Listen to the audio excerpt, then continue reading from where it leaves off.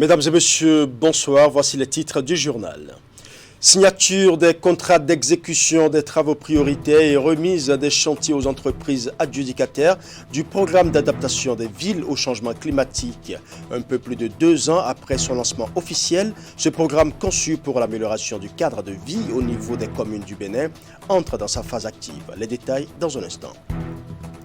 Une bonne nouvelle pour les amoureux de la nature, le complexe touristique Agualand ouvre officiellement ses portes.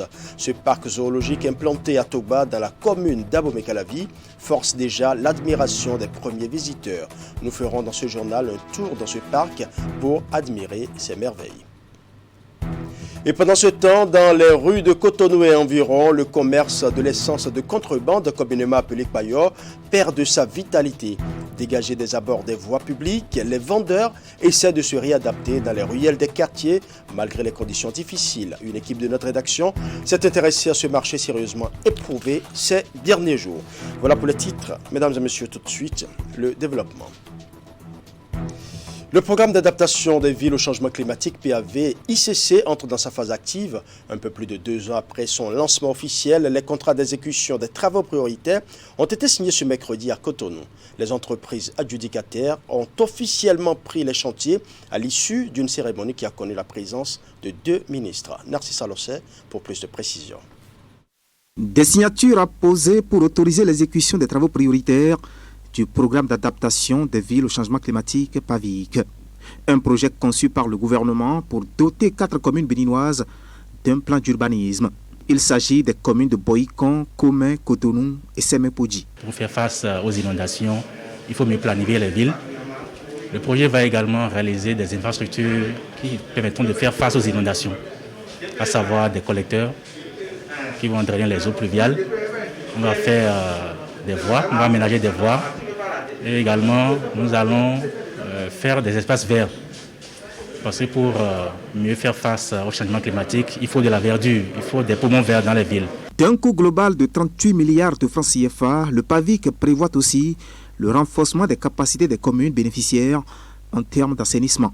Et déjà, les bénéficiaires cachent à peine leurs attentes par rapport à ce projet. C'est un projet qui est très attendu par les communes bénéficiaires, dans la mesure où ces communes, comme d'autres d'ailleurs, sont victimes d'inondations récurrentes. Si je prends le cas de la commune de Boïkon, même lorsqu'il ne pleut pas, Boïkon est inondé parce que nous sommes sur un versant et nous recevons des eaux de ruissellement qui viennent d'Abomey, de Tidja, d'Agbanizou et d'ailleurs.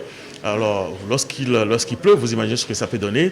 Et nous sommes heureux que ce projet, à Boïkon comme ailleurs d'ailleurs, va construire des canalisations, des ouvrages de franchissement, va ériger des forêts vertes, bref, va améliorer notre cadre de vie et va nous rendre plus forts en face des effets des changements climatiques. C'est donc un projet qui est très attendu. Très attendu au regard de son contenu hautement social. À cette cérémonie de lancement officiel de la phase active du dit projet, 2 membres du gouvernement, le ministre de la décentralisation et de la gouvernance locale, Raphaël Akoteignon, et son collègue en charge du cadre de vie. Moi, je suis convaincu qu'il n'y a pas de hasard, que c'est maintenant que les choses concrètes en termes de réalisation dure, que nous appelons dans le milieu, nous rentrons dans le hard. Il n'y a pas de hasard si ça concorde avec la réforme de l'administration territoriale. C'est dire que après le premier mandat et le PAG1, le PAG2 va s'occuper de la façon dont nous allons développer notre pays, mais au niveau local, avec les ressources nécessaires, comme vous l'avez vu, pour le PAG1. C'est donc un projet pilote pour faire face aux effets du changement climatique à la base. Lancé officiellement en 2018 pour une durée de 5 ans, le PAVIC bénéficie du financement de l'Agence française de développement. Place à présent au premier coup de pioche pour l'exécution des travaux. À Boïkon, c'est le moment de faire le bilan des activités menées dans le cadre du programme international de coopération communale. Fruit du partenariat entre les villes de Boïkon et de Jorcel en Belgique, le programme a permis de renforcer les capacités de mobilisation des ressources de la ville de Boïkon, notamment dans les unités marchandes. Imet Hélène Amoussou pour le compte rendu de l'atelier bilan de ce programme. Le projet est exécuté dans le cadre du partenariat avec la ville de Zursel en Belgique. Après 5 années de mise en œuvre, le programme de coopération internationale communale PCIC est arrivé à terme. Réunis en atelier, les différentes parties prenantes se sont retrouvées pour faire un bilan. Ces acteurs à divers niveaux ont passé en revue les activités menées, les acquis ainsi que les difficultés rencontrées. Dans le cadre du PCIC, on a eu à réaliser plusieurs activités parce que le but, comme je l'ai dit, c'est de mobiliser les ressources. Et il faut qu'il y ait des espaces pour les femmes dans les marchés pour vendre et pour pouvoir payer les taxes comme il faut. Donc on a eu à construire des logettes dans les marchés, Ganki, Seki, Adzako et tout ça. Et on a eu également à construire des toilettes dans les unités marchandes. On a eu à construire des toilettes dans le marché Ganki, dans le marché Seki. Parce qu'il faut que les femmes soient dans un cadre de vie sain pour pouvoir vendre, être en bonne santé, pour pouvoir payer leurs taxes. Et dans le sens du service fiscal, on a eu à faire des sensibilisations à l'endroit des différentes couches d'acteurs économiques tels que les artisans, les usagers des marchés, les transporteurs. Et plusieurs autres activités ont été menées dans le but de renforcer tant soit peu les ressources fiscales de la commune. Démarré en 2017, le PCIC, grâce à divers appuis techniques et financiers, a permis de renforcer les capacités de la ville Carrefour à mobiliser les ressources dans les unités marchandes, mais également y assurer l'hygiène et l'assainissement, malgré les difficultés rencontrées. De nombreuses avancées ont été constatées et soutiennent les membres de la coordination. Ils ont d'ailleurs décidé de reconduire le programme. La première difficulté que nous avons rencontrée, c'est beaucoup plus lors de la crise ou de la pandémie mondiale de la Covid, début 2020. Et durant cette année, on n'a pas vraiment pu exécuter les activités du programme. La deuxième grande difficulté, c'est le fait qu'il y ait une unicité de compte. Avec les instructions de l'État, on a un seul compte pour la mairie. Et donc, toutes les ressources de la coopération sont versées au niveau de la trésorerie communale. Et comme vous savez, en matière d'administration publique, c'est des procédures. Et les procédures sont très lentes. Les perspectives, c'est que de 2022 à 2026, on a un nouveau programme. Et le nouveau programme est déjà planifié. Et nous commencerons d'ici mi-janvier 2022.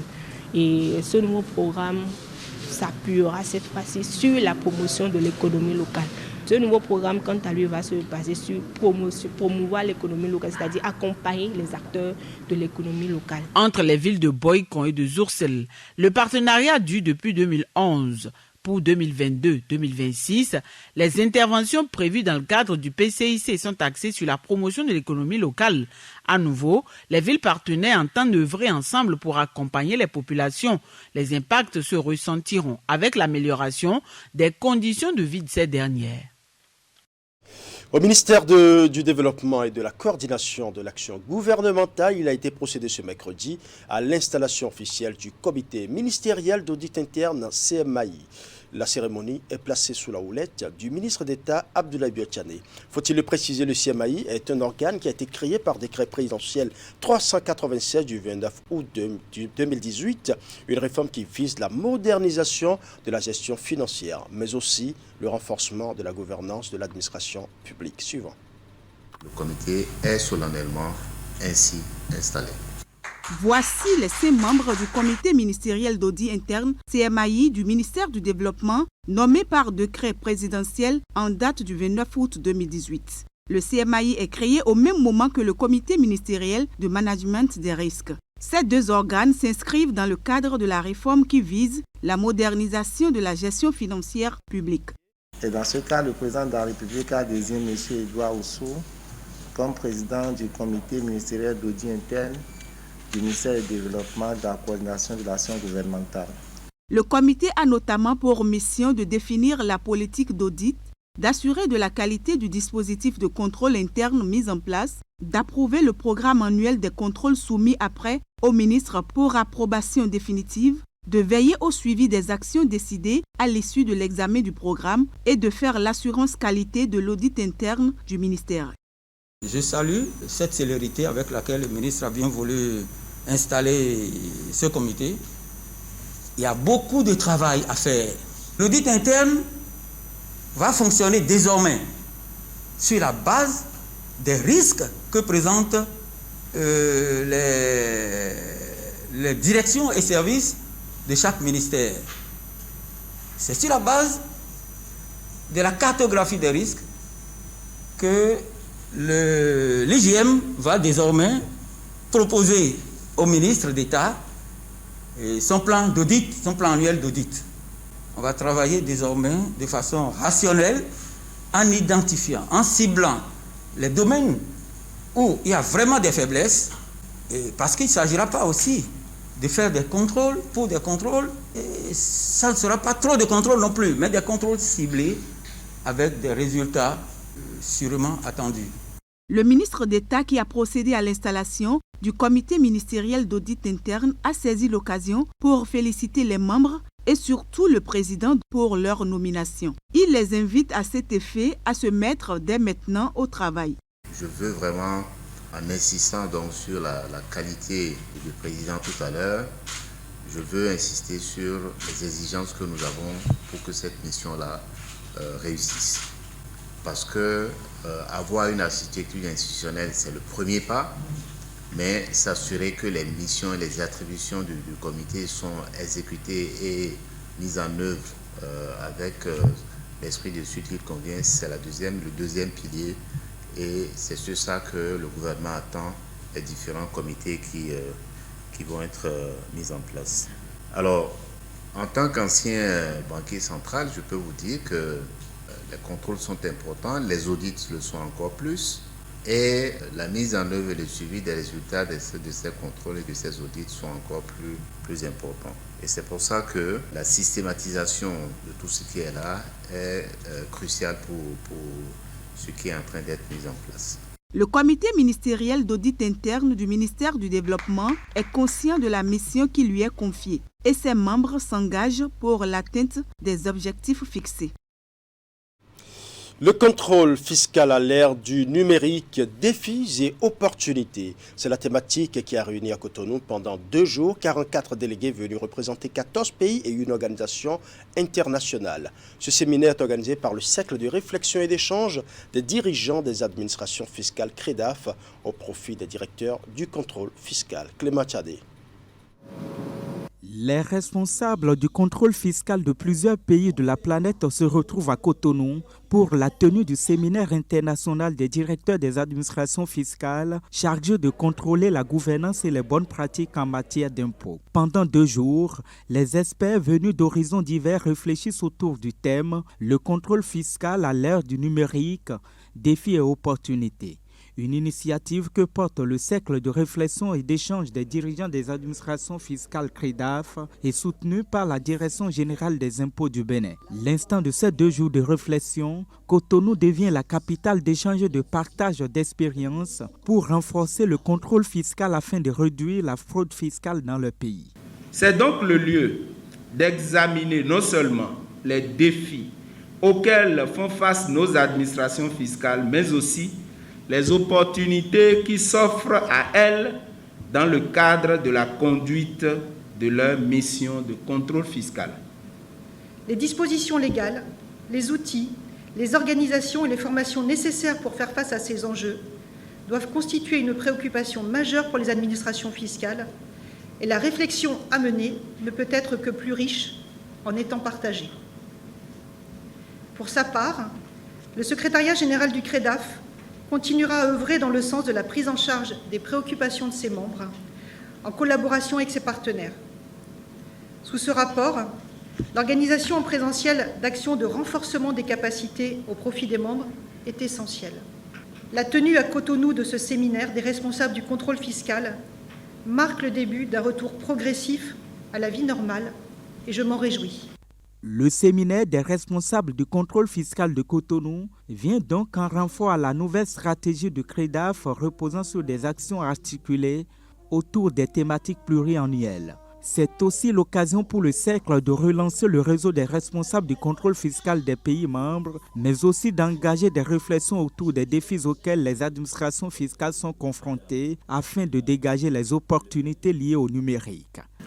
Pour ce qui est du cas spécifique des administrations fiscales qui vous concernent et qui vous rassemblent, vous conviendrez avec moi que le défi est d'œuvrer inlassablement pour mieux appréhender les matières imposables et contenir les fraudes fiscales.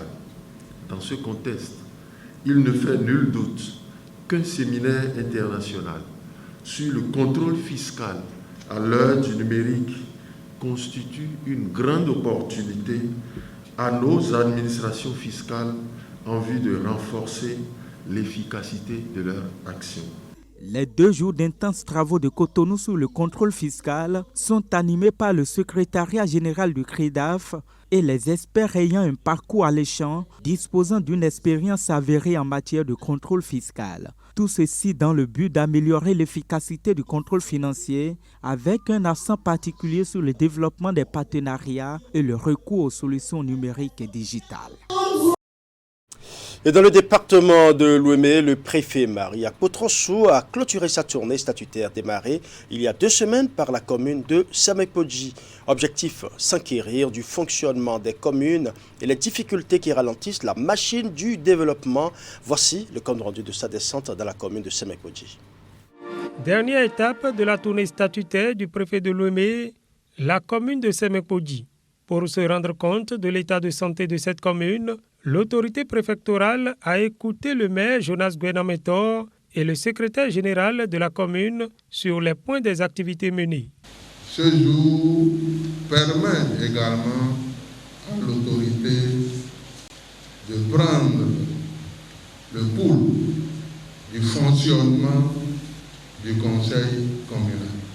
Au niveau des recettes, pour une prévision totale de 2 325 777 915, le recouvrement de la période suscitée, la période allant du début de l'année à ce jour, s'élève à 1 350 839 983, avec donc un taux de recouvrement pour la période de 58,09%. Si la commune de Semekpodji est un bon élève en matière de développement local, plusieurs difficultés plombent son bon fonctionnement. L'arrondissement d'Ekpé, qui est le plus gros arrondissement de la commune, plus de 100 000 habitants. Et nous vivons là-bas dans un imbroglio total.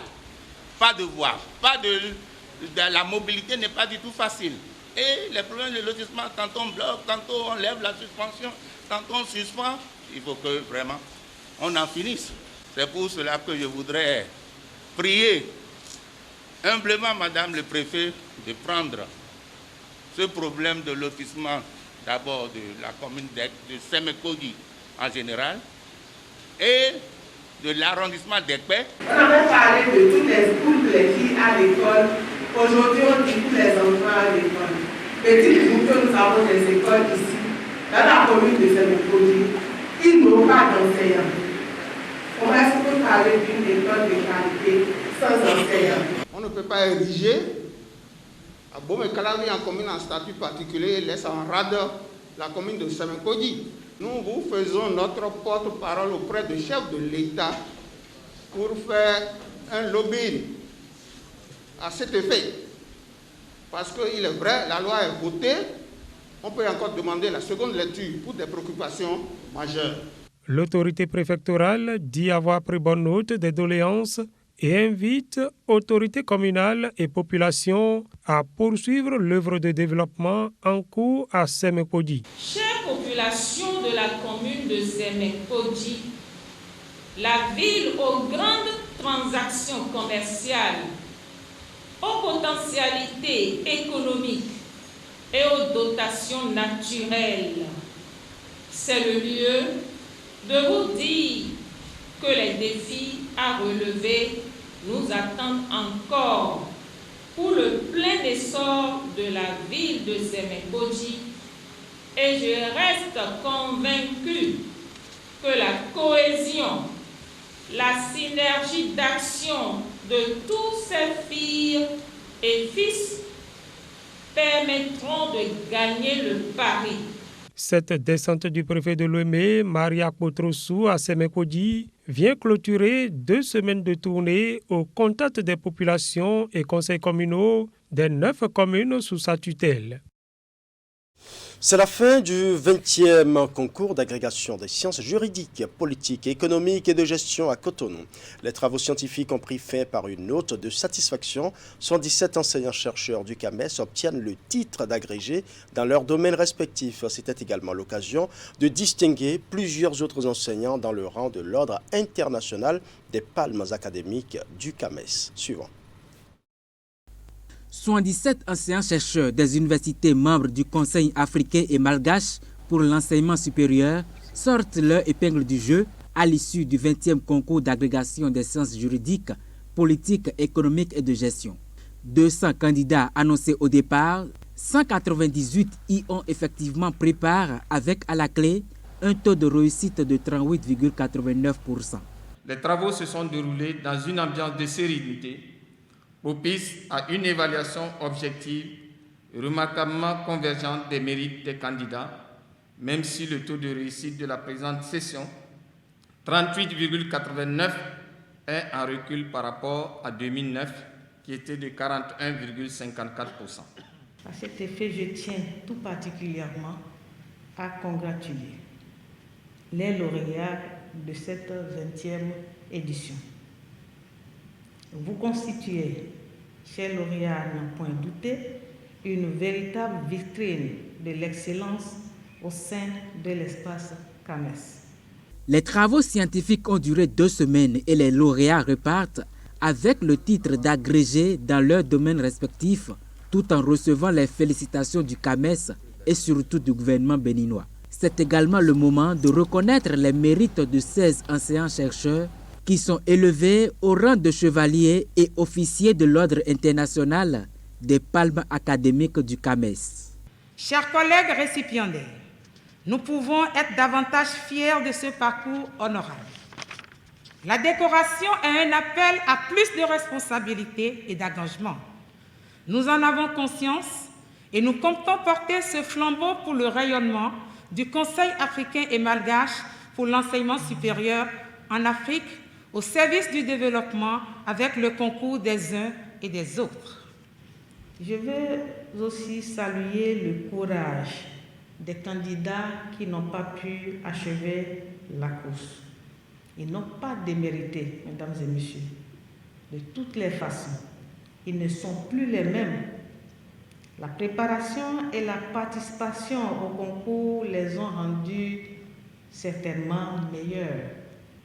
Chères lauréates et chers lauréats, vous avez su convaincre les jurys de vos capacités d'analyse et de votre connaissance en général. Le séduire par votre personnalité, votre indépendance d'esprit et votre profondeur de vue. Je ne peux que vous en féliciter. Mais il n'y a pas de mérite qui vienne sans responsabilité.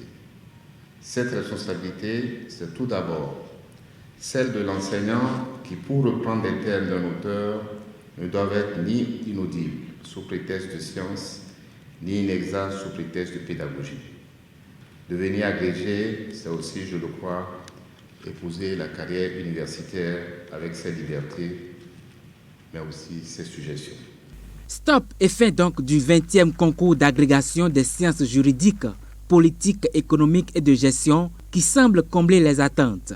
La 21e édition qui se tiendra au Niger s'annonce déjà plus intéressante.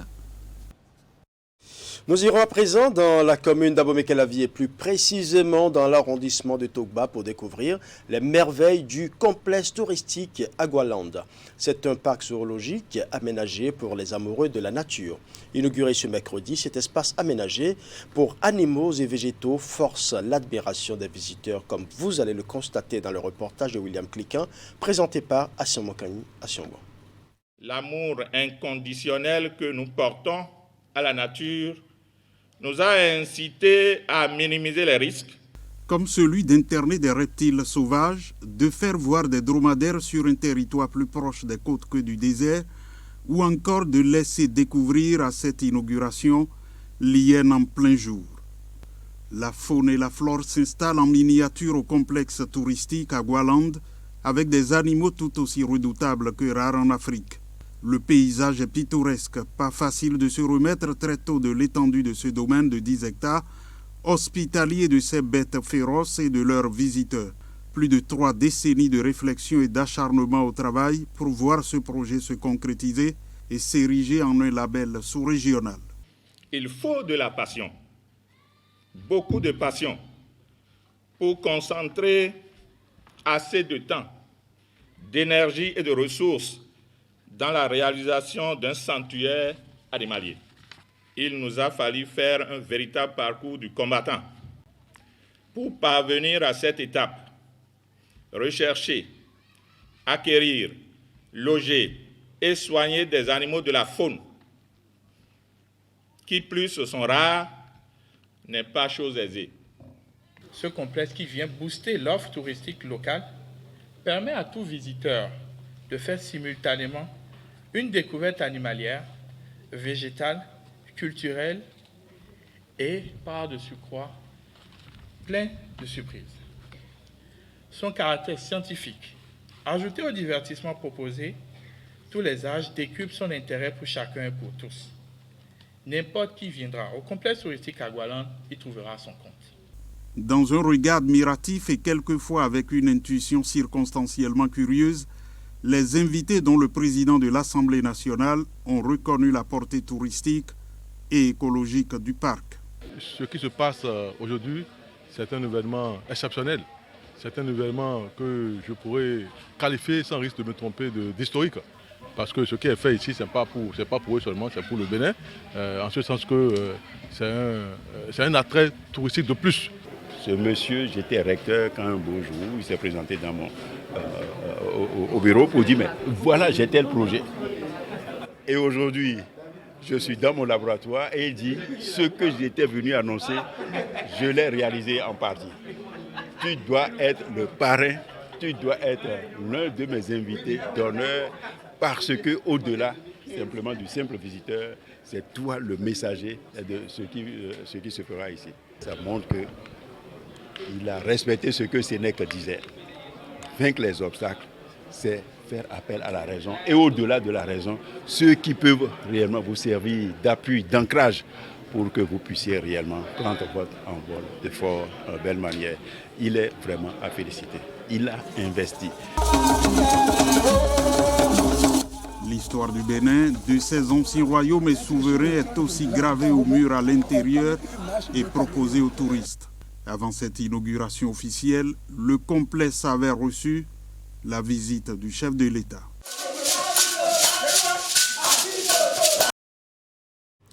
Si vous êtes à Cotonou, vous l'avez certainement constaté, les abords des voies sont réaménagés. Une réforme qui n'est pas sans conséquences sur le commerce illicite de l'essence. Depuis quelques mois, l'essence de contrebande, communément appelée Kpayor, perd des plumes du fait de la répression des occupants des espaces publics. L'activité est véritablement éprouvée, même si les commerçants essaient de s'adapter aux nouvelles conditions. Voici le constat de Clément Tchadé.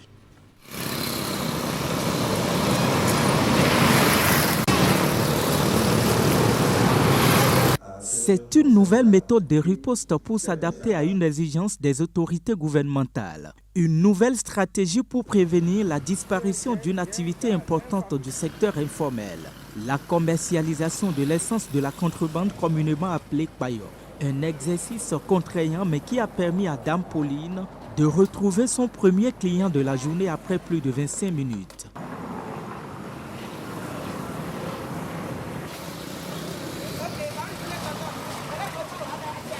Et pour cause, le gouvernement à travers la préfecture interdit la vente de l'essence au bord des voies et artères de la capitale économique Cotonou.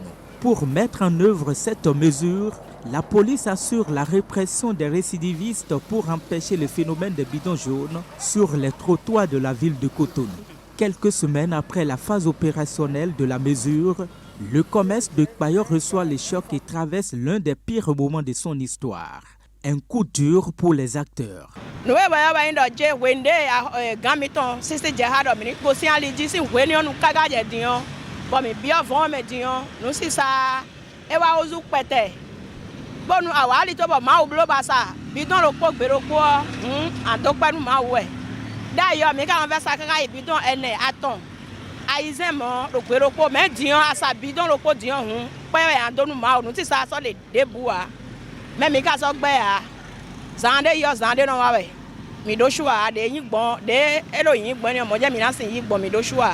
Disons que le gouvernement était en train de nous aider parce que légalement, on n'est pas...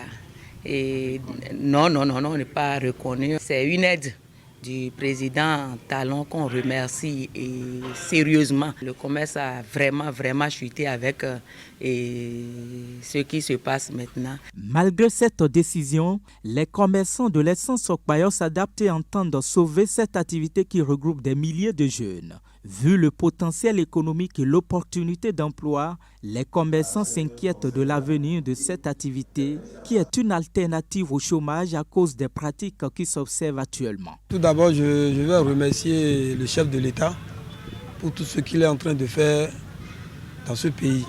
On n'a jamais entendu le chef de l'État dire que la vente de l'essence frelatée est supprimée, est suspendue. Nous-mêmes, nous sommes déjà organisés sur ça avant la décision du gouvernement.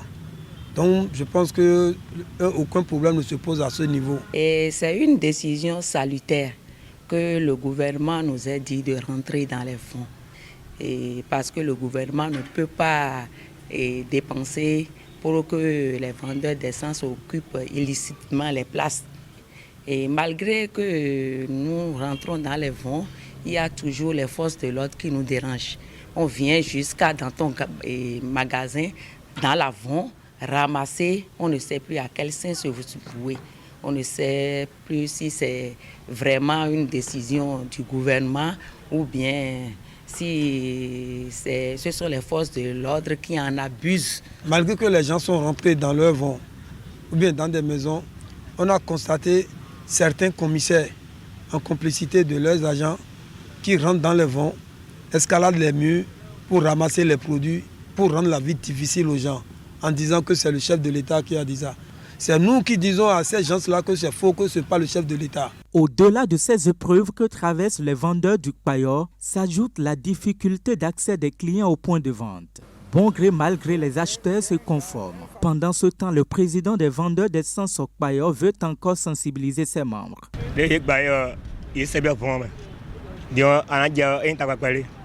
Mais amagaje bayo à l'extension en lemon à cause de la bible les bailo et l'extension bleu ils n'ont rien basé à cause de 200 les cause de 200 maintenant ils sont en hausse c'est ça c'est l'état.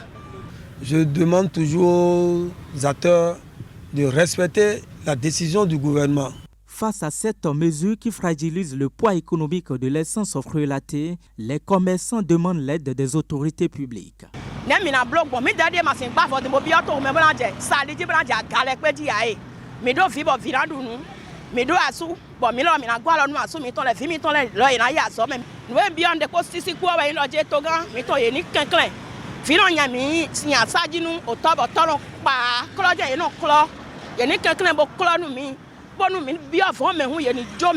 Si le gouvernement peut venir en aide et nous aider à ce qu'on reste dans les vents et qu'on ne nous casse plus, là, il n'y aura pas de problème. Et un cri de cœur au gouvernement de ce pays, passant par le maire et le préfet, de venir nous secourir en prenant contact avec les commissariats d'arrondissement pour que le travail soit modéré.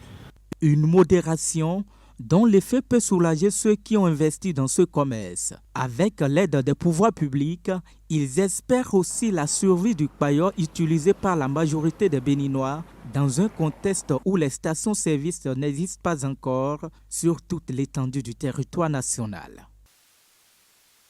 Voilà, ce sera tout pour ce journal. Merci pour votre aimable attention. Portez-vous bien.